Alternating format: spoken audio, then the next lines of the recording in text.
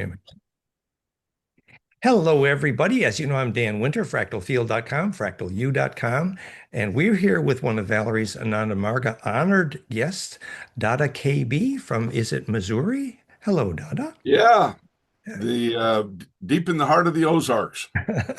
And Dada has amazing stories and experiences, in addition to knowing very many of the old friends, the Dadas and teachers from the Ananda Marga movement with Valerie, which I'm not so connected to, although I'm very interested. But Dada also has direct experiences with a lot of the SSP experiencers, including Penny Bradley and Johan Fritz and others. Dada has stories to tell. Oh, cool. Well, yes. In fact, let's just say in the greater the Sanskrit word I that we're giving to it is 3,500 years ago we had the epic of Lord Krishna and the Bhagavad Gita, and then that Mahabharata, right, which was both literature as well as philosophy as well as history, all combined, right? And our guru spoke that was in the time of Lord Krishna, it was the Mahabharata, but he said now it's no longer the Mahabharata. We are on the threshold of Mahavishwa, which means the great universe. Maha, great, Vishwa, universe. Hmm. And so the way I understand it contextually on so many levels is that they said there was a great battle at Kurukshetra and the good guys versus the bad guys, the Pandavas versus the Kauravas. And of course, the Vimana spaceships were there doing their thing. Oh, of course, that was Gravity great. makers, the gravity makers. Right, right, right. All the Astras and all these things were going on, right? Directed energy weapons or whatever they were using in that battle, which I think took longer than 18 days and also was spread out more than just the plains of northern India. It was an extended Hmm. conflict, but that's going beyond the boundaries of Indian Yeah. mythology, history, or whatever. Nevertheless, it was a battle that was won, not the war. Mhm. So it's very much an ET context eventually. And you know that we have been teaching the physics, I do mean the physics of Vimana, how a Mercury vortex makes gravity. That's actually one of our specialties here. Been doing that for many years, and we can have fun with that conversation. But first, I would you like to talk a little bit about how you became personally connected to some of the SSP experiencers like Johan Fritz and Penny Bradley? You had your own experiences, question mark, right? Yeah. Well, okay. So I'll start with, well, let me start with the last part of clause of your sentence, and then we'll work back through the start of that sentence. My own experiences have been paranormal throughout my life, and I'll share some of those in the course of our conversation. I have also what you might call cover memories and dreams. Mhm. But unlike Penny and Matt and the others, I've not been triggered by some NSA agent or Lord knows what, and have all kinds of if I've been in the program, the question is if, um, I don't have all the detailed, uh, lucid recollections, bursting in my mind in various languages, and like in the case of Penny, in various languages like Swabian, German, and whatever. Yes. I will qualify to say that I have lucid astral experiences where I've been out there by Hmm. myself, Hmm. not necessarily, I would say autonomously, not seemingly in connection with any, say, command and control of a Mars based or a corporate based or whatever, conglomerate or, a German administration out there, but just being me. So I'll share some of that too. So I will, until I have conscious, lucid 3D, memories of this thing, what I had for breakfast, all the good stuff, because that's the way I question the other people. They say, yeah, we fought the mantids and we fought the, yeah, but what did you eat in the cafeteria? The food supplied, you know? Was there a Burger King? Was there, just like KBR and in Afghanistan or whatever, was there a contractor who did your laundry and cooked your Whoppers or what? Mm. That gives you contextual understanding. Now, coming back to how did I get in contact? I've been interested in this stuff for a long, long time, throughout my whole life. But getting more into the realm of specifics of the SSP, um, I could say one of my significant triggers was uh, it was Veterans Day night, actually, 2009. For some reason, I turned into Coast to Coast AM, at midnight. That time it was George Norrie, not Yeah. Art Bell. Mhm. And he had on Andrew D. Bashago. Oh, but Basiago, we were just talking about him. The first interview, the seminal interview that started the whole thing. It's a long, like almost 3 hours or something. It's big. Yeah, and I was had that additional what you call login membership that I was paying $5 a month for at the time, or my friend did actually. I just borrowed his login, and I downloaded the shows and saved them into MP3s and took out all the commercials. And I was sending these all over the world to my guys. So you got to listen to this. And that was Andy in his first interview, and he was very, very lucid about the DARPA part He's as a very child. clear. He's very clear. We just did an interview about the time travel port and spoke about Andrew, and we respect his descriptions are very useful, including describing the device, with the caveat that he really admits he did not understand the physics, and that's a piece where we think we have a lot to plug in. But so we really are interested in Andrew. But go ahead, please. Yes. Well, in a lighter vein, I used to chide Andy on the side. Said, Andy, you throw that quantum word around too much. I don't think it quite fits, here. He said, yeah, but I got to get some Yeah. description out there. And I said, okay, cool. But I said, just bear in mind that might not be verified the way you're using the word. He said, okay, no problem. Because But we just did an interview in which we were very clear that time is a name for the experience of relative spin rate. And when plasma lines converge and increase the spin density of the locale, as with our PhiRay.com, we experience time distortion, time dilation events, and we teach the physics of how and why that works and why that's so parallel to the physics of lucid dreaming, which is a lucid dreamer is a good introduction to those who have the astral skills. And our PhiRay.com is famous actually for actually teaching people how to become coherent in the astral as well. yep. So that was the thing that just like boom. I've been interested in all that stuff already. I mean, my favorite video game of 1990s was the Outpost version 1, on Windows. That one where you had to Earth was getting destroyed and you have to go out, send your probes out to other planets, and then they come back with a list of about 30 different qualified star systems. You had to go set up an outpost. I mean, I was hooked on all that stuff too. And But then that's you had some pretty direct experiences, didn't you? That linked you to the SSP people. well, the direct experience is first of all meeting them and knowing them, and I was part of.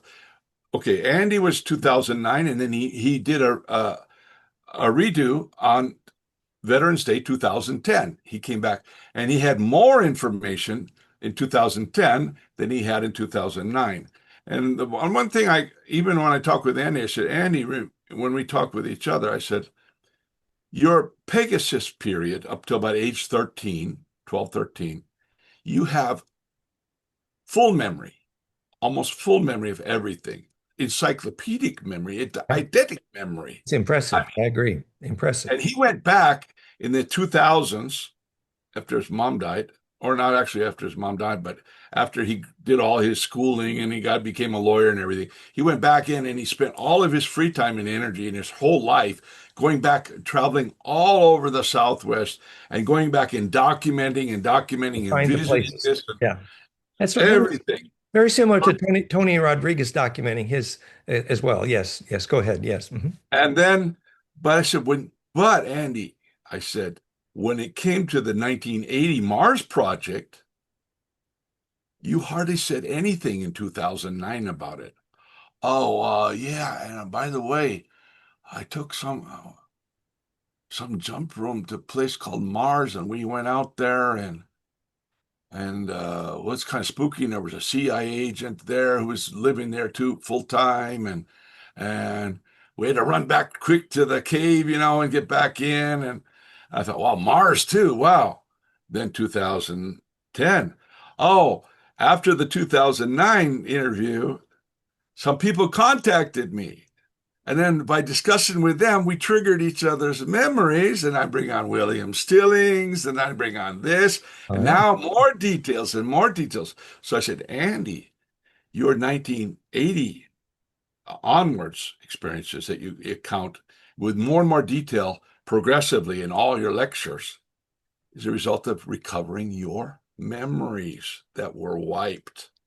Mhm. So I Yeah, said, Tony talks that way so as I, well. Yes. Mhm. so I said, Andy, have some, when you're asked about opinion about other people's experiences, bear in mind that when they're talking about theirs, and you say, well, they're just projecting, and all. No, I said, they're working off their memories, and you came to public about Mars working off of your memories. You Mhm. see?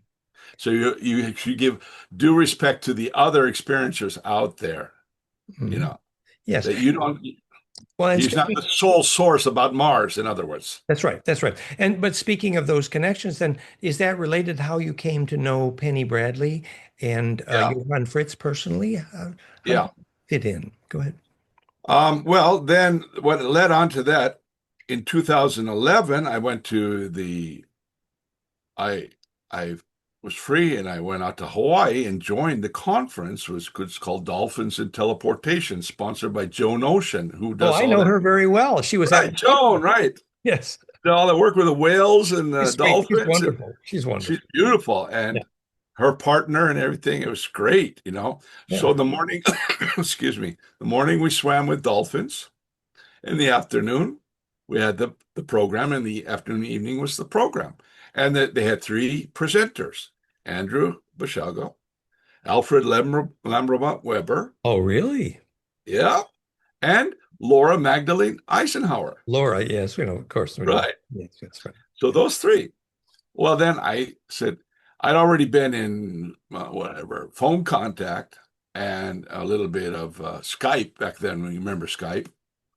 And so with Andy, he said, I'm coming. Let's meet. And we met in Hawaii, and we kicked it off. Nice. And then he added more. Then by 2011, oh, by the way, Barack Obama, Barry Soetoro, and Regina Dugan, DARPA, future DARPA, and some astronauts, they were in the program, in the Mars program too. So each time he's layering on the Mars story. So then next year, there was the conferences in Santa Clara. There's all these woo-woo conferences going on constantly. Either the UFO, the UFO group sponsors, or this or that other sponsor. And this was Conspiracy Con, I think it was even.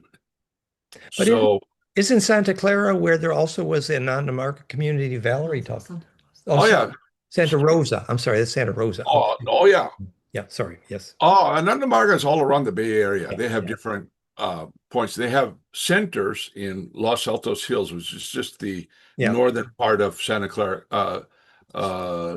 County. Yeah, because And that's where I was working with Heart Math Institute, right in that area. So I know the area pretty well. I didn't know that. What's his name? The guy that designed spaceships, was our neighbor at the time. What William was his? Thompson, is it? William Thompson. He's a hero. I Yes, know he was our neighbor down another street over, and I he's a never knew great. it. No, he's a I could legend, have man. dropped in on him, and said, "Hey, come on, let's have lunch," That's whatever. right. It's called synchronicity. Yeah. I'll tell you some more about that synchronicity of that Los Altos Hills place, because it was a big ashram. It was reputed, reputedly, it was used to be Joan Baez's, one of her houses, but she sold it. We got it in 1970. It's 4,000 square foot, 3 stories on 1 acre up in the hills. Wow. And it's a wonderful ashram. Um, anyway, I'll come back to that later. So uh, that conference, Andy came, others came, and the producer was Lorian Fenton. I don't know if you know Lorian. She does also Lorian, of course. Carrie Cassidy and the whole smear was there. And then follow up to that another year later, UFO cons and other things. So we started doing the circuit, you know, I the see. spook circuit or whatever circuit you want to call it, right? And a combination of UFO people and SSP people. And then Lori and I became, she was a producer of the shows. So she and I clicked and she said, I need help in production. So would you like to join my shows as assistant producer? And, you be my partner in helping get it all going. You come for free, you know? Okay, why not? That's perfect. So I became her assistant producer on a couple more shows, including the big one, the historical one, was 2013 in Henderson, Nevada. That was all about SSP, the beginning, Super Soldier Conference. Hmm. I And see. that had, uh, didn't have Andy at that time. Andy didn't come, but it had Misha Johnson, who's a counselor, in the SSP. It had Miles Johnston, who does the Basis Project. Very famous. It had some of the others. I can't pull all the names. It had uh, Michael Prince, alias James Casbolt. He had two names, who is kind of a controversial figure out there. And it had Max Spears, Oh, who was terminated in Poland in 2017. It had a whole bunch of the whole crew of and them. is that where you met Johan Fritz or Penny Bradley or? That was later. Okay. They came later. So anyway, that got the circuit going and deeper and all that stuff. So what happened was, okay, a lot of that stuff kept going. By the way, I was going to ask you, one of Lorian's close people was John Lear. Oh yeah. Another one was uh, Rem. What's his name? And R.A.M. Miller. He's that guy who lives in Oregon. He was that quasi government physicist. And Oh. Ralph Andrew, it'll come back to me in a second. Uh, Because there's a Miller guy. He's a little ungrounded, if I remember, but well, yeah, he's always kind of, yeah, Zen freaky, when he's yeah, on the yeah, shows with Carrie and everything. yeah, that's right. And what's his name? Robert Dean, Oh, Bob. Command Sergeant Major Robert Dean, also Wow. Yeah. close with all of them. Wow. That's quite a. So, okay, so fast forward around 2017, 2018. Uh, this was after Penny went public. Um, I stumbled across Penny online, and it was together with Eric Hecker, Oh, the Hecker, guy yeah. from The South living up Pole. in Alaska. Yeah, Yeah, the plumber of the South Pole. Not, that's not the right. plumber. Yeah, He was the the South Pole, hydro engineer. The hydro engineer the South is Pole so. radio sort of thing. Yes, right. So I've met Eric too, also personally, I but see. not. I don't. We're not buddy buddy or anything like that. So it was on his show that he brought her out and brought her to a first conference, and he helped sponsor her and get her going. That linked to others and others. Then I got to that one with that Russian producer who did that 12-part series. And boy, that 12-part series just broke me open, Hmm. And because she went stage by, part one, part two, part Yeah, three. and he very Very organized. Yeah, right. yeah. And We're the talking about music that just Penny, we're talking about Penny Bradley, folks. For people who don't know, I yeah. happened to interview Penny Bradley. I've also interviewed Johan Fritz several times. Penny Bradley is totally impressive. She spent more than 60 years, a lot more than Tony Rodriguez. And Tony was basically a cargo handler slave, whereas Penny Bradley was a star navigator with the Dark Fleet for like 60 years. And her stories are very, very intense. And she has the experience of the Draco insertions, the Draco DNA, and the black goo insertions, which Johan Fritz talked about in great detail in his interview with me, also about his personal encounter with the White Queen of the Draco. So I have pretty deep sort of impressions from Penny Bradley and Johan Fritz. That's why I asked. But please go And then I found Penny on Facebook ahead. because that's where she's able to be, and for for reasons of her own choice. And then we connected on Messenger. So Penny and I actually have not physically met at any seminar for two reasons. I stopped going to those seminars after about 2014, 2015. I kind of stopped going because it's kind of a rehashing and a repeating. It's just Mhm. like a Yeah. same old thing over watching the reruns, if you get me, Mm. for the most part. Yeah. And so Penny and I would spend hours in Messenger back and forth. Mhm. You might have a comment about, so then we had a very intense series with Penny and Matt, Penny Bradley, and I really admired. I learned a lot from her stories. But there is one sort of key issue, which is sort of, in a way, stands between us a bit, which is, and you would relate to this since Ananda Marga means bliss, Ananda. So we're here saying, look, you can implode your aura and become coherent in the astral and become a star navigator under the conditions of intense human bliss slash kundalini. And therefore, whereas Penny's only experience of becoming a star navigator was cross with the Draco blood and inject black goo. And so, from her experience, human bliss is not the way into being a star navigator. And so, this was a little bit of a, where we're trying to say the self empowering way to become a star navigator is actually the physics of human bliss, which I have spent my lifetime teaching precisely what that physics is and the frequency signature, how to measure it, flame and mind, etc. So, anyway, we love Penny, but question mark. Well, let's just say this. This is a topic that we might, after I give the back history of how I met Johan and Jody, and also we get all that out of the way, the preliminaries out of the way, and either today or in a follow-up, we can go deeper into this aspect of it, the tantric connections, the bliss connections between tantra and physics, and all that. And remember, the tantra has two aspects, vidya and avidya. Well, the electrical engineers would describe Tantra as the implosive fusion of auras, and that communion implosion called phase conjugation creates a communications portal, essentially. So Tantra has a plasma physics, which is very distinct, Right. and the measurement of Kundalini, which is I'm the world expert on measuring Kundalini electrically, if I may say humbly. So we have an electrical engineering perspective, but of course, we appreciate the fact Well, that what there's I mean to say is there's a heads and a tails to it. So there's a tantra that's leading towards in the centripetal mode towards the exactly, nucleus, exactly. Good and word, good and word. and That's and there's also a tantra that goes centrifugal effect. Now here I I give like credit that. to my seventh I grade like that. science teacher I at like that. Fort Belvoir, Virginia. By the way, headquarters of INSCOM, Army Intelligence. Yeah.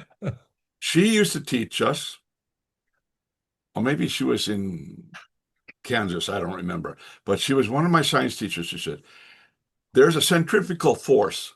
No, there's a centripetal force, Good. but there's Good. no such, technically, there's not a centrifugal force. It's a centripetal effect. That's good. And what we say is that implosion always precedes radiance. So when the aura implodes, then you have the possibility of radiance. And I love it that you were thinking about centripetal and centrifugal early on. That's right up our alley. Perfect. Now, if you go back into the old sutras and all that, Mhm. and some of the old Vedic stuff, and later what our Guru Ananda Murti brought out in more detail when he was talking about the cycle of creation and all these issues, which is also a philosophical treatise, nevertheless. But he used the word in the old classical Sanskrit. They didn't have all these technical Mhm. words that we got in English or German or the other modern languages. Though he tried to modernize Sanskrit to bring in the new vocabulary into the Sanskrit language, just the way Sanskrit's brought into the other languages, both ways. Before his departure, let's say he didn't finish all that part. But let us just say they had a generalized term for that which was called Bala, which is a very general, it could be force and energy. But the main point, and a lot of people had trouble even when they're reading all the discourses or listening to the discourses, is that Bala that he's referring to in cosmology was everywhere at the same time. It was omnipresent Bala. It wasn't like it didn't come, it wasn't a vector. It was here and there and everywhere around any manifest object, Yes. right? Yes. Of any sort of mass. And we can assume that when we say object, we go all the way down to the atom. You mentioned the hydrogen atom the other day as being the template for everything else. And Fractal. when you get Yes, into that, actually, yeah, the the, fractal, the right? equation proves this is the hydrogen atom by equation. We know. And actually, we call this the model for the longitudinal array, which is the only physics of action at a distance and simultaneous multi-connectivity. So Einstein was calling what you're describing as the infinite connectivity. He called that spooky action at a distance. I remember, yeah. And conventional physics says it's entanglement, which the correct term is phase conjugation. So you embed in that array and you get the superluminal golden ratio connections, which is the infinite connectivity, literally embedding in the array, which then is the physics of ancestor memory and the lucid dream, and the only Aboriginal name for God, by the way. Yeah. And in between those, some of those physicists who came out and tried to document some of their research in that or got a knock on the door from the men in black and said, you better just shut up and chapter 3 of that, burn it, take it off the web or whatever. Those things are also happening. The guys were waking up to what we're just talking about, because that's the operational mode out there. Mhm. And for that, as far as they're concerned, that's classified. But They I, might not they use the word Bala, they might not use our words, but they're using it. But I, And, I totally respect and I love the fact that you're still integrating the ancient language with the current physics. right. I haven't had enough patience for that. But like for example, we say the implosive aura radiance into the coherent longitudinal. Egyptians called Ba from the Ka, and the Tibetans called the rainbow light body, and Gurdjieff called the Kesjan body. These were names for after implosive conjugate compression, the aura radiates coherent longitudinal EMF directionally, and that is specifically the physics and measurable frequency signature physics of what triggers the lucid dream and physicsofsoul.com. So all of these things had ancient words, and you're still connected to that ancient language, and I Well, love it. Yeah. speaking of that, somebody who mangles those ancient words is, I call him my dear brother Cliff High. I mean, I don't see eye to eye with him on every topic, but he goes on those Vaimani. Like, I mean, he goes into all those old Sanskrit stuff and he documents all that stuff and he ties it into his new ontology gig, which is now he's in the ontology phase now, which is cool, great, but that's where we're all going towards that ontology awakening. That'll be the general awakening, you can say, that's being forced on us by the dialectic, including social, economic, political, plus Yeah. and minus that's going on. It's forcing us to come in contact with the consciousness and engage with reality, not on a material level, but on a consciousness-based level. And so Cliff, give him credit. That's his, He's trying. he's But trying. He we're calls the other guys the gritology, and now we're doing the ontology, right? but So, but we're very he mangles all those words, and I send him notes. I said, "No, this is how you pronounce it. This is how you pronounce it." And Oh, then that's I can, great work. And I respect that dictionary that connects Sanskrit to physics is very useful. But we're pretty specific here on the physics because sure. we've concluded that the problem of the galaxy, as Penny Bradley outlines very well, is a Hmm. giant parasite black spider, black goo called Mitra from Andromeda, which then later was called the Aten by Moses Akhenaten, founder of all Western religions, which is directly feeding souls into a conveyor belt into this giant black goo parasite. And to understand how Earth could no longer be a farm for a giant interstellar parasite, which is the real root of most Western religions, sadly, right after Akhenaten delivered that parasite as the Aten. So to understand how we don't become food for that parasite, we need to understand the difference between the meld merge moment into the array. That if you meld merge into the array, it is a privilege to be assimilated using Penny Bradley's black goo. There is no possibility of individuation or ensoulment. And that array is the interstellar AI parasite that we need to know about fast, because we are a farm for that black parasite, also called the Saturn cult, which is behind specifically Or the. the obelisk in 2001 Space There Odyssey. you go, which is also the black goo soul eating machine in Saturn today, which is the black cube worn by both the rabbis and worshipped by the Muslims. So we need to understand this parasite very Well, well. not And only is that the Kaaba of Mecca. exactly, that's exactly what I'm saying. So, in order to understand the physics, and I do mean the physics of the difference between melting into the array, inhabiting the hive mind, that array is parasite. At the end of we think the Jewish and Muslim religions is a conveyor belt into that soul-eating hungry ghost.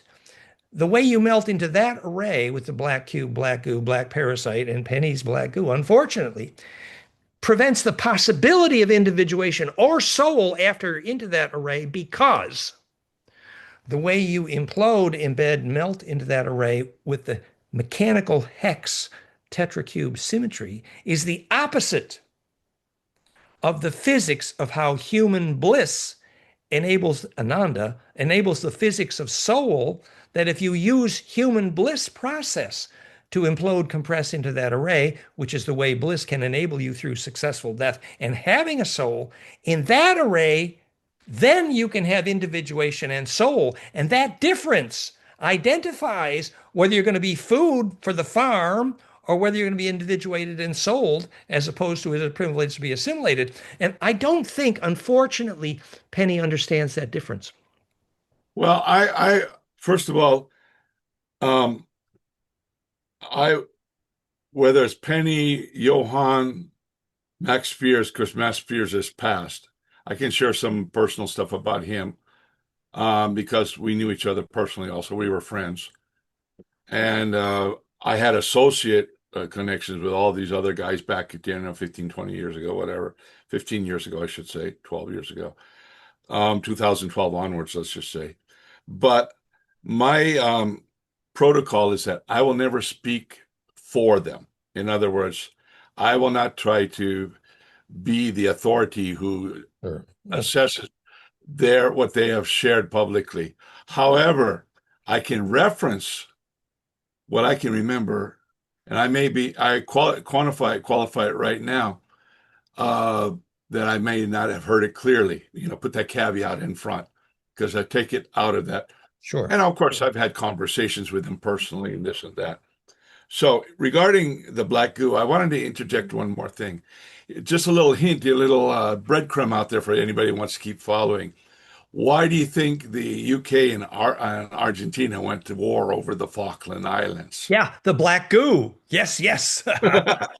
Not just a bunch of sheep shit out there. Yes. And There and was a lot of black stuff out there. And actually, Johan Fritz, I don't think he identified as well as Jake did that there are fundamentally two different kinds of black goo. The black goo that occurs naturally inside the earth based on fullerenes, a phase conjugator, embeds the global array, and that is sacred, powerful, useful, like deep water under deep pressure, deep carbon under deep pressure, implodes and becomes a collectivizing agent for the collective unconscious. Beautiful, powerful, wonderful. However, the black goo that's being used parasitically by the interstellar AI Aten Mitra parasite, which is then the origin of Judaism and Muslim and more, we think, came from when what blew up Tiamat blew up when the Federation tried to bomb the hell out of the reptilian Anunnaki here, and they blew up half the solar system. And Well, that Joseph P. Farrell has a whole volume out on just that subject too, by Yes. the way. And so what happened is what rained on Earth caused the Lesser Dryad, which is the water from Tiamat, also Mm. rained the angry black goo from the angry broken Tiamat, which then could be used parasitically by.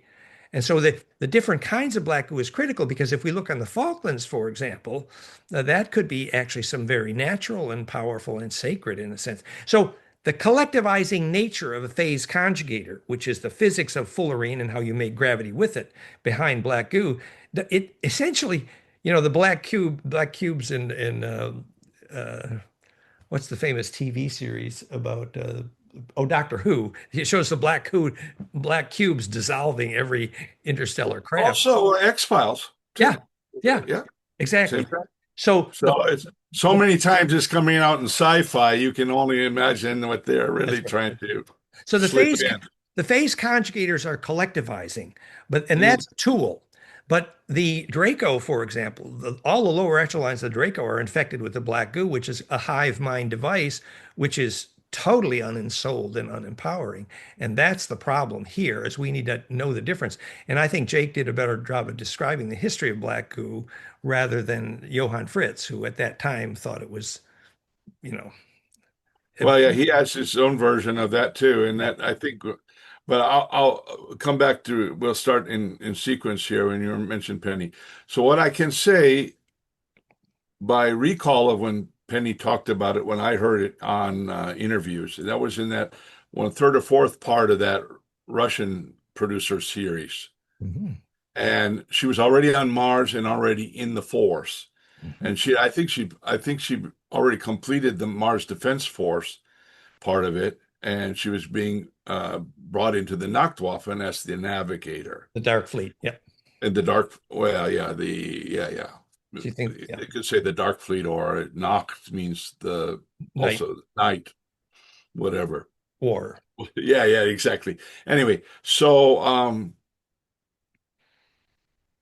she mentioned that as she was brought in as an officer navigator. Now I'm Penny, when you hear this, I'm just trying to do this out of recall, and I'm putting We my love you, caveat Penny. there for. We love you, Penny. It's okay. Anyway, I remember her saying, and this is just uh, way more preliminary and very basic compared to all that we've just discussed now, and what you've especially shared, all the follow up, from your side.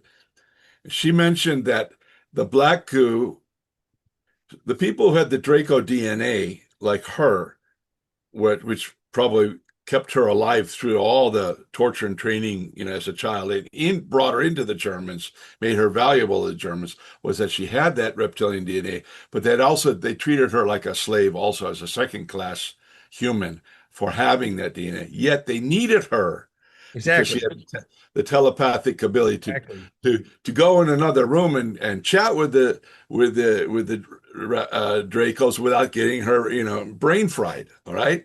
Right. And then she had to come back and report to them. So she was extremely valuable as a liaison to all the commanding officers who could not sit in the same room with the damn Draco, who was also present. One Draco was present on every one of the vessels. And understanding the reason Kundalini is electrically contagious is the same reason the presence of Draco can fry your brain. It's literally implosive capacitance, which accelerates metabolic density. And if you can't inhabit the center of a lightning bolt, you're in trouble. Well, exactly. That's why even our guru Ananda Murti, in his presentation, the basic five principles of objective and subjective sides of what's called yama and niyama, which are two parts of the Ashtanga Yoga. At the very end, he puts a chapter about occult symptoms. He says, when you're first learning meditations, you're going to start feeling jerks in the body and all these different things. Kundalini. And you'll be shouting out, blurting out stuff. And it means that you haven't built your psychophysical parallelism up to the standard to let the Kundalini do its full job. Right. In other words, you can't handle the juice, Exactly. quote Yeah. unquote. I call it Put inhabiting a it. lightning bolt. There you go. There you go. So, so Penny said yes, there was the goo. And people, in her case, if I remember correctly, Penny, she was able to have telepathic engagement with the black goo, Hmm. without the goo. However, because she was inducted as a navigator officer, although albeit a slave, but a higher rank because they needed her, To be the she had navigator. to, The she navigator. had to also, she mentioned they brought they brought her in, and in part of her promotion or whatever, she was brought to a sort of a, what do you call it, a Wiccan style or a pagan sort of gathering of the officers of the Nachtwaffen.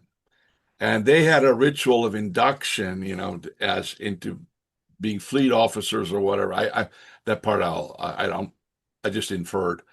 Um, in other words, in the know, in command and control office, command officers in there, what are they, the equivalent of a navy.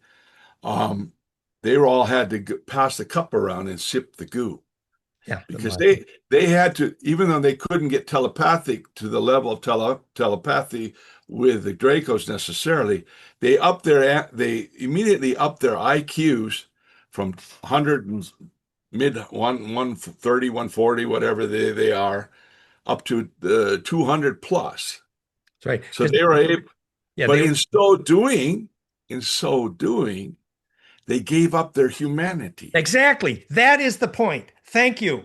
That's exactly where I wanted to go with this. So what you mean by gave up their humanity was by imploding into the array with a tetracubic hex symmetry, the opportunity for individuation and ensoulment in that array is lost. Whereas if you imploded into that array with literally human bliss, the phonons of human bliss in EEG and EKG recursively braiding your DNA to implosion, and that compresses the aura and implodes into the array. Living plasma pent symmetry, golden ratio, then you can inhabit the array with individuation and ensoulment, and that difference. And interestingly, Johan Fritz was clear the lower echelons of the Draco, they made them all, do the black goo thing. But the Royal Draco, not one of them would touch the stuff. Also not only the Royal Draco, the priestly Draco, The which Sea is of Color. they call it colloquially, the SSP people call it the priestly class. Mhm. Well, I would call it in Sanskrit the Vipran class, the intellectual class. Mhm. Yeah, yeah. The scholars, the intellectuals, and the technicians, Mhm. and the priesthood. Okay. Exactly. So Because everybody, whether you're in religion or you're in science or in technology, by and by, you are Vipra, you are the Vipra Varna in Sanskrit. The color of your mind is mostly intellectually motivated and guided. And that's combined with the Draco, with actual physiology, that they were of a blue-green color versus the white of the Royal Draco. well, Well, I'll come back to that later also, by the way. the white I'll dovetail back to that you one. had a So, white and red Royal Draco. One used white phosphorus and the other red right. phosphorus in blood. And And that became the Rothschild. greener ones were the priests and the technicians, some of the diplomats, some of the architects and engineers and designers, and the doers, who were the Well, bridge between that. and And then actually, they had the warrior Dracos, different colors also. And the point I'm making, though, was Matt Tracy has a memory yeah. of one of he was in a Draco family Yes, and I remember him. and raised as one of the children, and I don't think he even had one of the slave rings around his neck at the time. I have to go back with Matt for those details because he didn't specify in the online interviews. Matt and I talk once or twice a week, um, but they were doing they were vegetarian and they were doing daily meditation, and he was considered a equal member of the family, Yeah, I remember that. and his mentor was a yogi or a practitioner of some sort of sadhana. We won't go to the word of the yogi. I want to equivalent with, Maharishi Mahesh Yogi. I don't want to say it in those contexts. Their version of that. In other words, he was a mystical guy, vegetarian, by the way, not eating, humans that taste like chicken, I know. yeah. Yeah. So there are portions of the Draco who have elected in their evolutionary process say, no, I'm not going to eat that. No, I'm not going to do that. But they are still respected in their greater, pantheon as part of, you know, The and royal because, family. Yeah. yeah, they're Yeah. part of the family, Yeah. but they have their choice also, which makes it a much more nuanced understanding of those so-called demonic alien races, which we Yes. tend to. No. Because Yeah, Jake says the right. higher Draco are about evenly split between the basically evil ones and the good ones, and Yeah. they relatively balance each other, and that it's a total red herring from Elena Denon, who says we need the Federation to protect us from the Draco. That's bullshit. What we need is protection from the Black Goo Mitra cult, which is controlling the damn Federation, which is keeping us in quarantine because they're making money from the human trafficking. This is a Or next. David Icke saying, the Queen Mother is an 8 foot tall shape-shifting Draco reptilian, for that matter, and all the most evil of all evils. Oh, I won't speak for David, but the funny thing about David, bless his heart, is he put out a whole series of chunky books, and about two-thirds of each chunky book was just rehashing the previous chunky book, and then he had put in one chapter of his new revelations. And they're like, well, you got to keep the meal turning, right? You got to cover the bottom line, whatever you want to say. But due respect to the thing is, David Icke. I mean, Yes. he did ayahuasca and he had his kundalini in Brazil or wherever it was, Peru or Bolivia, on ayahuasca or something, if I recall correctly, and Well, his whatever.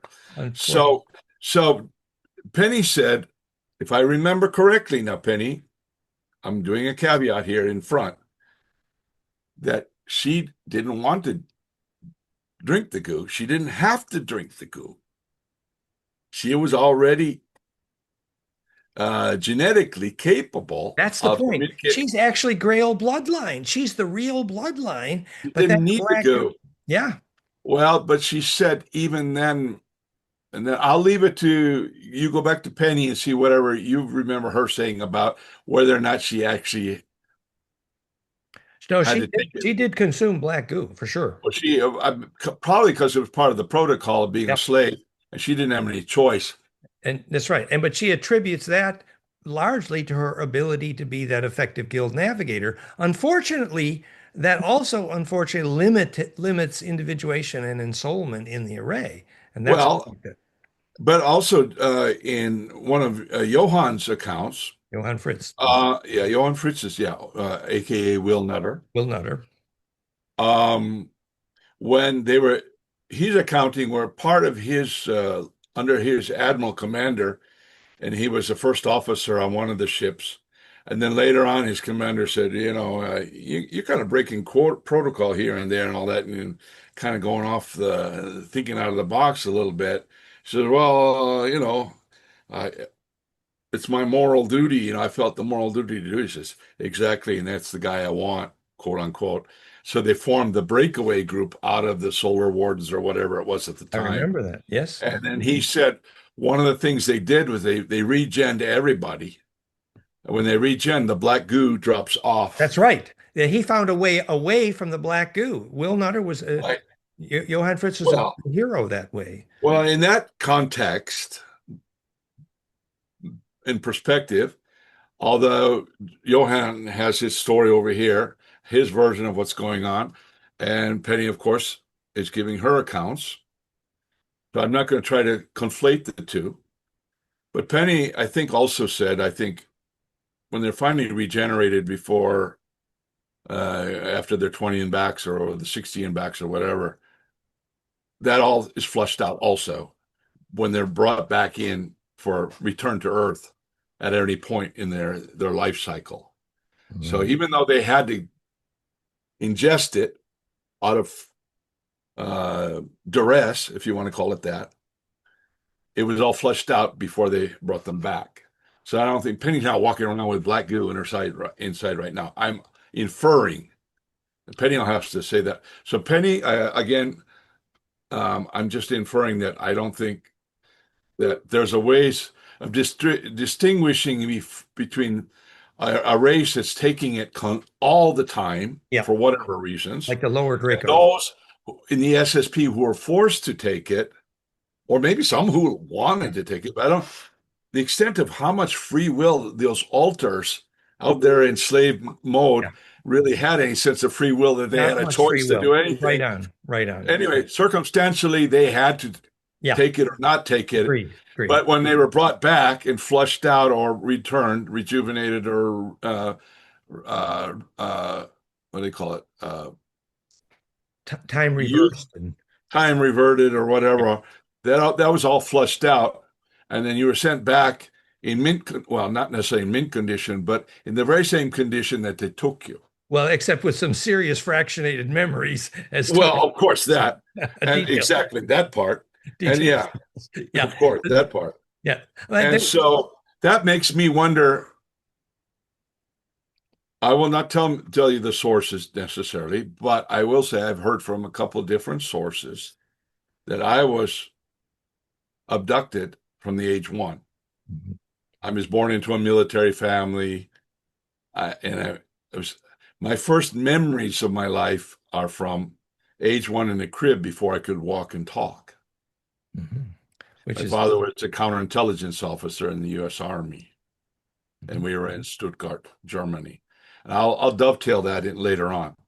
And so I can correlate many of the personal experiences I've had along the way as either being just my metaphysical karma, if you can call it that, my evolutionary path that I came along with in this alpha. I just call for sake of convenience, I call the main body on Earth that's having all these recollections. Well, I just call them alpha, and all the ones out there were varieties of whatever.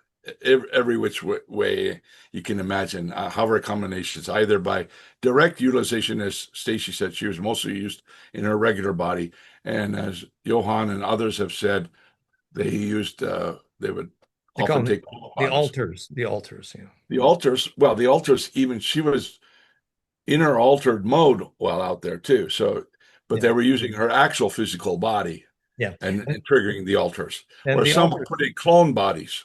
and the altars are fractionated memory. That's the point. And the Exactly. fractionation of memory is the opposite of ensoulment. Let's be clear. But Sure. there's a physics lesson I'd like to get to here. But first, did you finish your thought? So what you were Well, trying to anyway, all I wanted to just to say was that if the the people who were put in virtual enslavement against their adult consensus will, because anyway, childhood somebody's brought in at age one or age five or whatever, that's not no, consensual. no. In fact, that's the And they opposite. didn't have a chance to sign any That's NDAs, right. and they were not legal adult persons. They could not You have know? made a contract, and therefore the Right. contract was illegal. You can't abduct a young person and call it legal. It's always illegal. Now, in the case of Andy, he was inducted Yeah. by his father, who was in the program. So the NDAs were all covered in this. And for that matter, I will say Barry Satoro, Otherwise known who, as Barack Obama. whose mama and grandparents were all either in the one branch of the CIA or OSS or Lord knows what. Oh, He was wow. already born into the program, whatever other birth issues you want to discuss besides that, he was Messy, born into a spook family, messy, and messy. he was grandfathered in, and he didn't have to sign any NDAs either. Yeah, there Let's you put it go. that way. And maybe he chose to sign a few after he turned 18, This but is I'm not speaking for Barack now either. So I'll leave that off to the side for future, Mhm. sleuths, gumshoes who want to add that to their, little Yes. bundle But of hints. but so your abductions led then directly to your deep understanding and interest here in the SSP because you Well, were I would say it all runs in parallel. Mhm. So, though I don't have any literal conscious memories of off-duty inductions that I was later, some people reported I had this altar and that altar, I did this and I did that. But since I don't have any conscious memories of those exact events and those names and those altars and those locations of duty. I'm not going to go public on that because it's hearsay. For as far as I'm concerned, it's hearsay. And if it did happen and I don't remember it, I just treat them like past lives. Yeah, but yeah.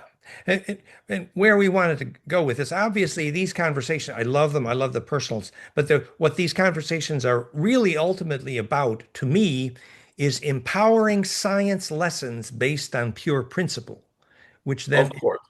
and so one place I was hoping to go with that was the physics here is that it is the what we call phase conjugate charge implosion into the array. So here you have the carbon nano fullerene, which is a conjugator, obviously.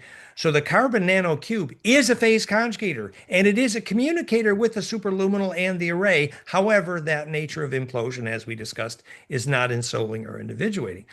Whereas the point is that it is the phase conjugate plasma implosion center point itself, which enables embedding in and melting into the array. Take the example of something which is not the black goo, maybe more self-empowering.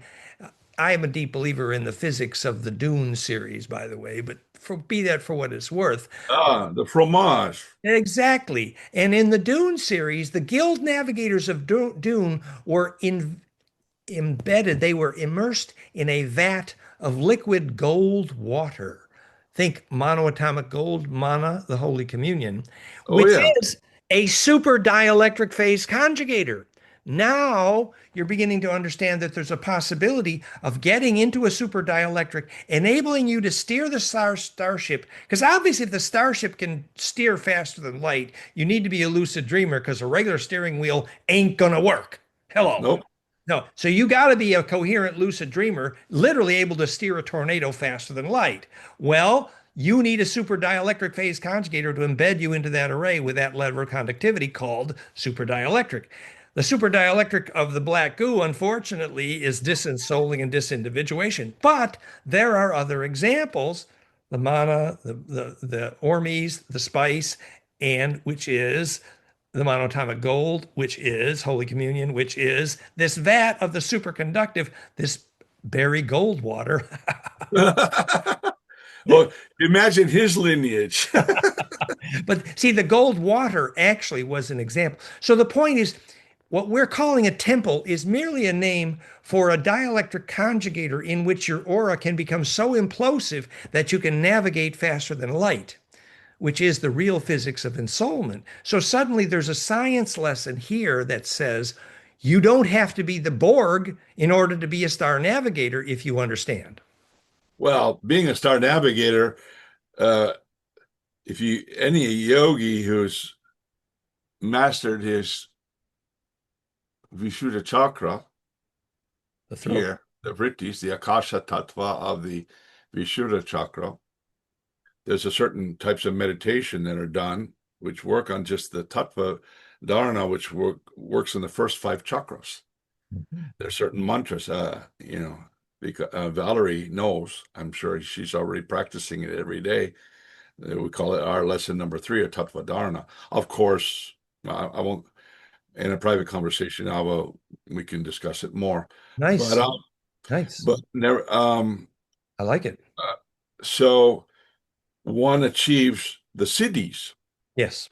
and uh, and the siddhis include all kinds of siddhis, which means like occult powers, or Or what floating. others call, what Yes. the SSP people in the MK Ultra call psionic Psionic. powers, That's right. et Exactly. cetera, et cetera. Or you have a physics description of the same. Yes. In other words, this is what all microcosmic beings, organic beings, and sentient human beings, what I call sentient human beings, not necessarily Homo sapiens sapiens. As far as I'm concerned, the Dracos are humans. That's right. Because They as have long sentience. as you can walk and talk and take responsibility for your karma, for your actions, and incur the wrath of karma or the blessings of karma, either way, the chains of iron, the wrath, or the chains of gold, the blessings of your good karma, then you are human. Human. as distinct from the plants uh, uh, and the animals that you share, life with, in this great universe. In other words, who's to say that maybe on Earth, hello Darwin, who was also robbed from his one of his other guys, and they buried the other guys. Uh, Darwin came out with his, whatever he came out with, Origin of and the species. right, right, yeah, of course, I just, you know, and that's all linked to the great royal houses of this and royal thises and that's, which is also anyway. We won't go on that lane right now, that rabbit hole. But anyway, so it was the our the what do you forgive me, the hominids, the monkeys, or what do we say, the monkey the chimpanzee gorilla line, whatever. And we branched off and went off from that line.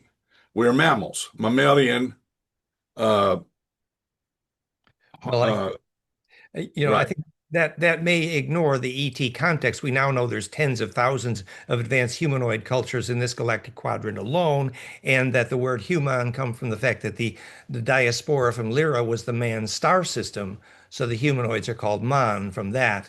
And And that became the Sanskrit manusha, the root of exactly, manusha, which man. is manusha is the being with the mind. Manusha is like a person, and mantra, the liberation of the mind. You see, Yes. man. Yes, and that's why we shouldn't think of ourselves as the only ones that are ensouled. The Dracos have a very high code of ethics and Exactly, boundary. And exactly. the winged Draco are who we call the seraphim, which are advanced angelics. So there's a whole nother level here. We don't be, patriarchal or about thinking the humans are the only ensouled. Well, No, that's why and this is where I think the powers that be, when they take it back to Hollywood, they deliberately obfuscate things, and that's why Star Trek or Star Wars, et yes, cetera, et cetera. And even amongst the casual conversation amongst even the SSP people or the UFO people, us humans versus those guys out there. that's And child. the best they would, the best attribution, well, humanoid, bipedal, humanoid.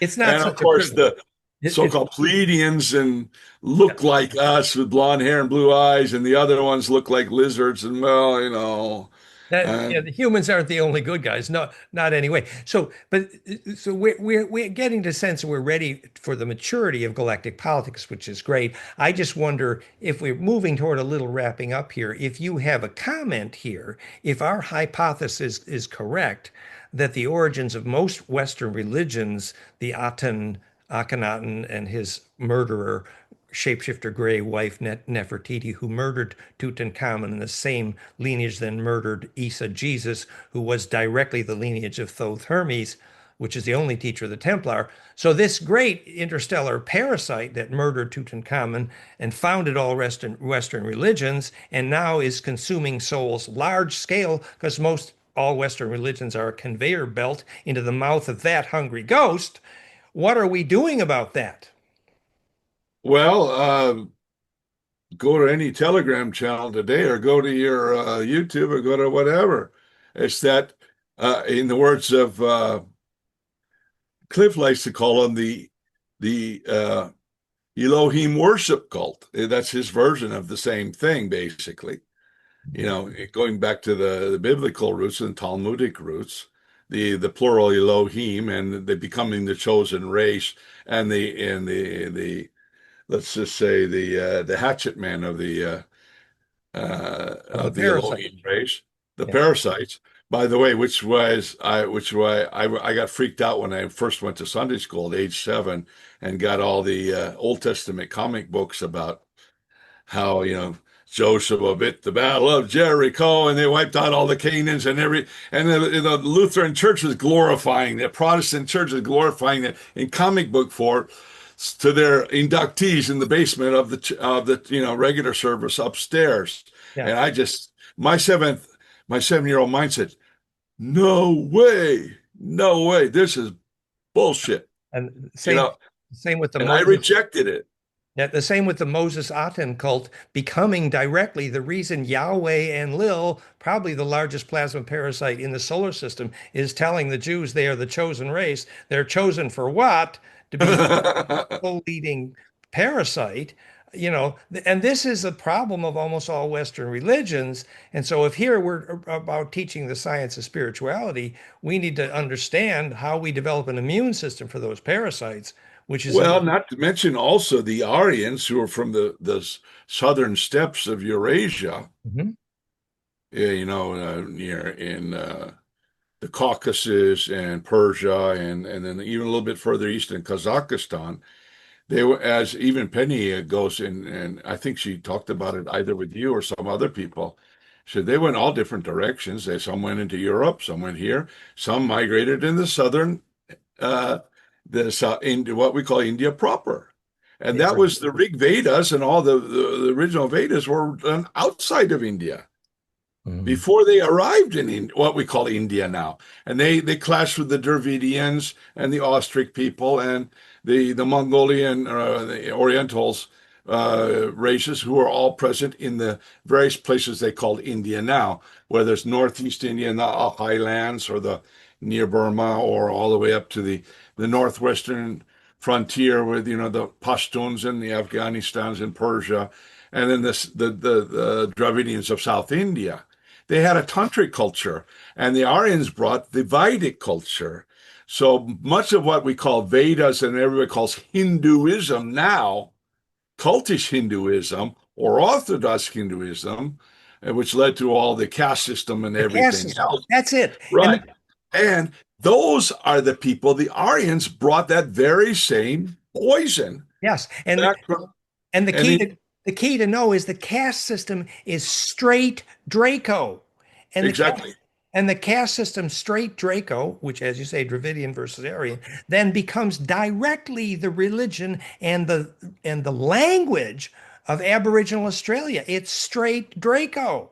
Which then doesn't mean that this origin of these religions is anything but parasitic. That's a beautiful point. Well, of course, even the mythological, the Puranas, and the symbolization of Lord Vishnu floating on the sea, supported by the cobras, whatever, Yes, right?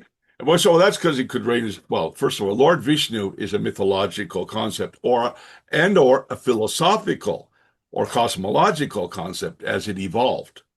Well, Lord Vishnu was not necessarily a walking and talking dude, put it that way, in an ordinary sense. Now, not to say that there might not be one of the Eternals out there that also call himself Vishnu. I'll give, or Asgard or Odin or all the other guys Vishnu, out there. actually, the Los Alamos Plasma Institute teaches the physics of Vishnu as an interstellar plasma being seen clairvoyantly by the shaman, and you could read it on every cave wall painting. Oh, we got a whole lot of food for part two, three, four, and everything. Right. I know you have a time limit. You're Yes. 7 hours ahead of me, so we'll respect that. Plus, we have to consider the sensibilities of getting it up and edited or Yes. transcribed it up to YouTube or whatever you want to do.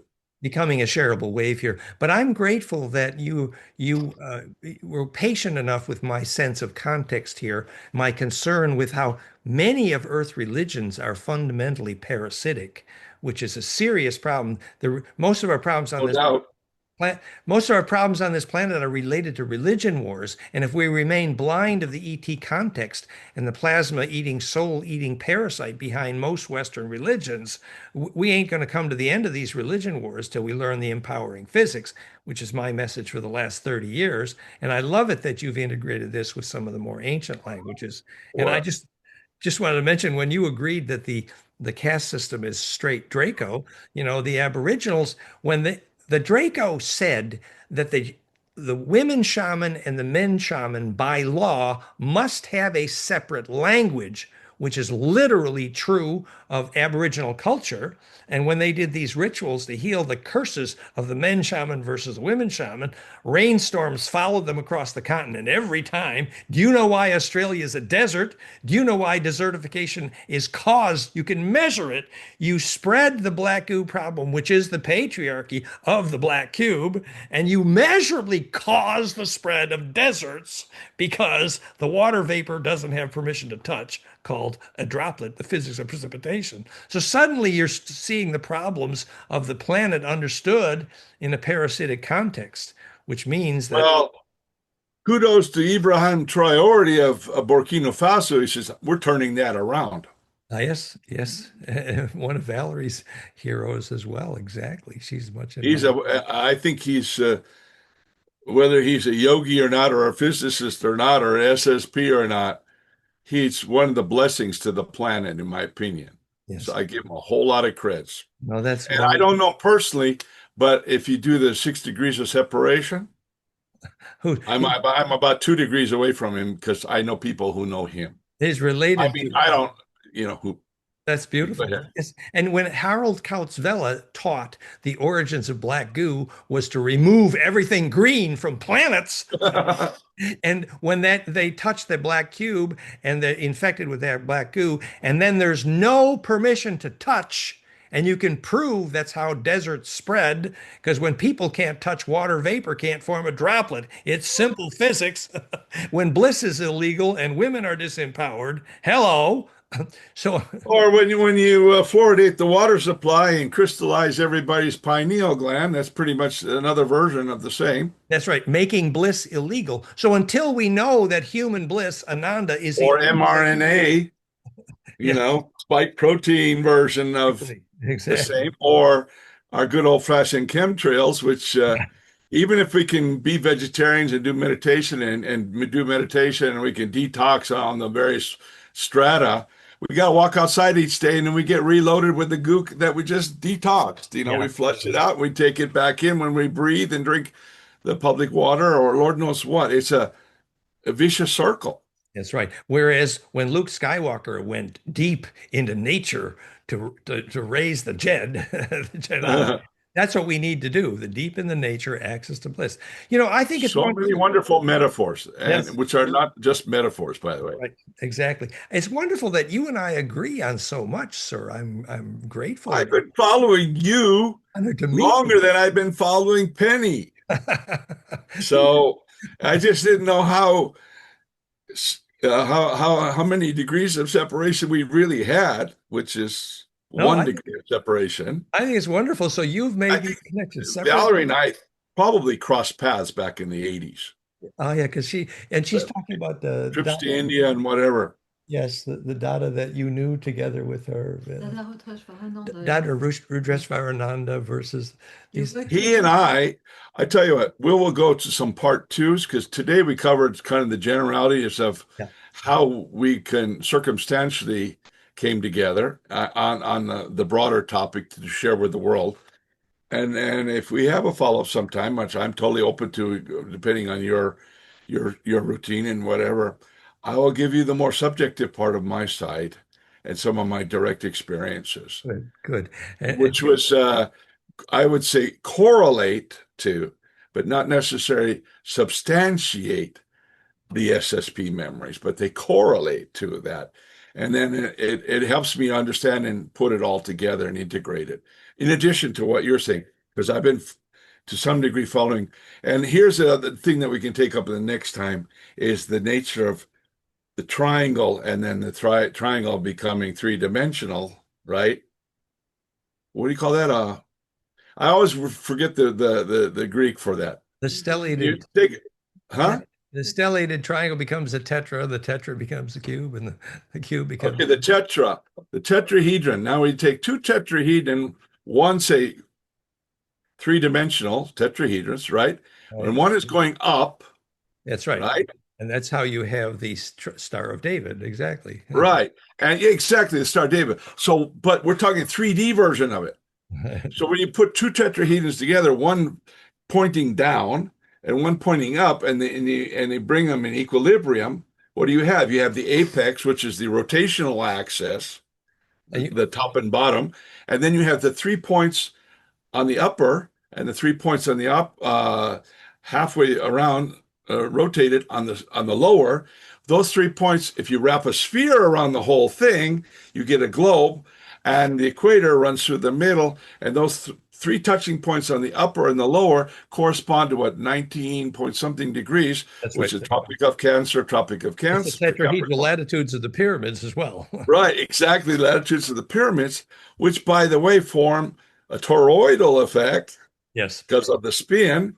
Yes. And even though the tantric theory of creation before the macrocosmic mind created the ectoplasmically manifest universe, it's all started in the triangular basis of vectors that formed triangular mode in a I would say even one-dimensional, trans-dimensional mode.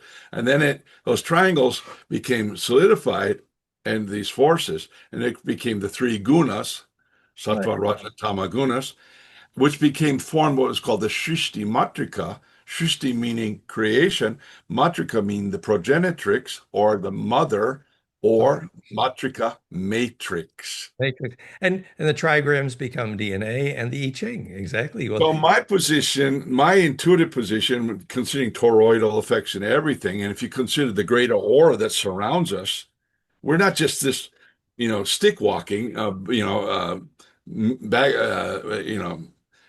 meat bag walking down the street. We got a whole aura around us, a field around us, and that field around us is the generation of those two intersected tetrahedrons, yeah. It's which they call it. What did the Jews have a word for it? Also, they call it. It's a sacred word for that. I'll come the back to Star it. of David, Well, and not only the Star of David, but they have another word. I'll get and, back to it. and I that's lose how it. you phase Merkaba, the Merkaba. Yeah, that's how you Merkaba, the phase Merkaba, conjugate in cube. Merkaba. Yeah, right.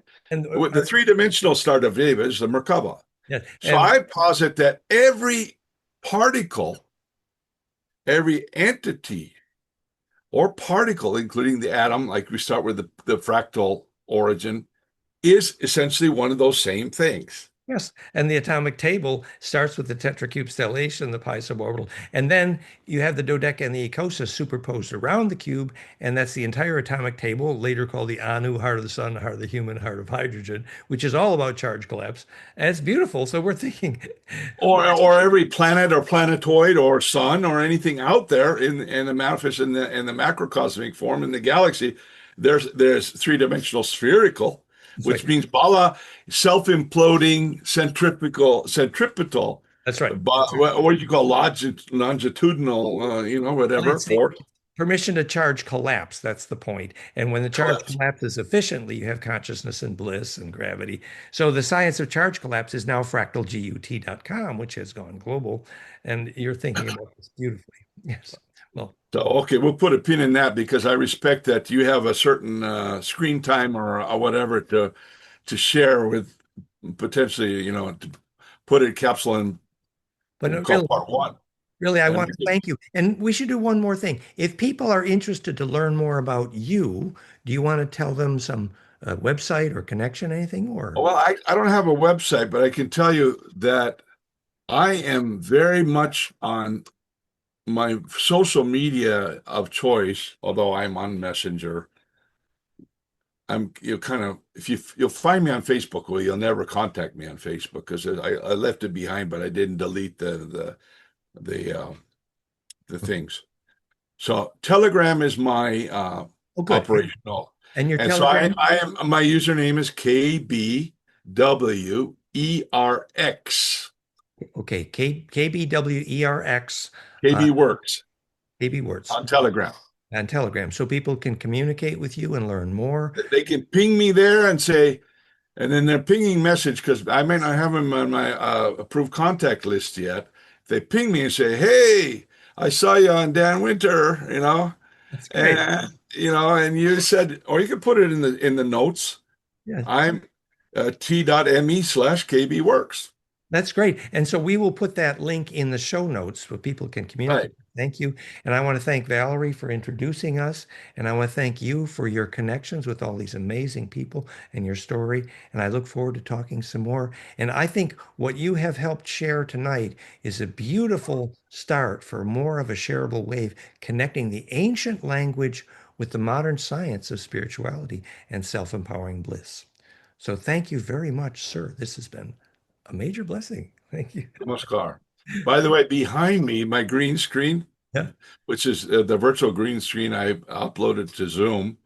You don't want to see what's really behind me, actually, but that's a picture of our pond shot from the southwest direction.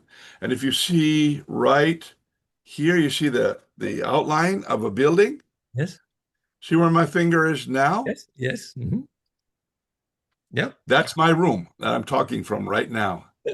And there's a Starlink satellite dish on the roof of this one. And a beautiful, what is it, central Missouri, right? Of people. Right. We are near Willow Springs, just outside of Willow Springs, which is And there's community there. Howell County, Missouri, where uh, uh, Dolly Parton got her start in one of the band members' butcher shop, and it was broadcast on FM radio back in 1957 when she was. The history's Yeah, there. anyway, it's history And in our parts. and Missouri is the show me state, and you showed us. So thank you. Bless Right. more to By the way, come. it's a little bit of Photoshop enhanced. That was an actual photo, but I did a little. Later on, I'll show you. What was his name? Max Spear's Templar sword. Oh, great. That'd be fun. I mean, the picture of it because I gave it back to him. Yeah, because we're Next, talking that's a cliffhanger. That's a cliffhanger. Thank you. The cliffhanger to be continued. Thank you. All right. Be blissful. Thank you. Bye-bye. Good night to you. Bye. And I'm just going to have an afternoon, my breakfast. Thank you. Thank you.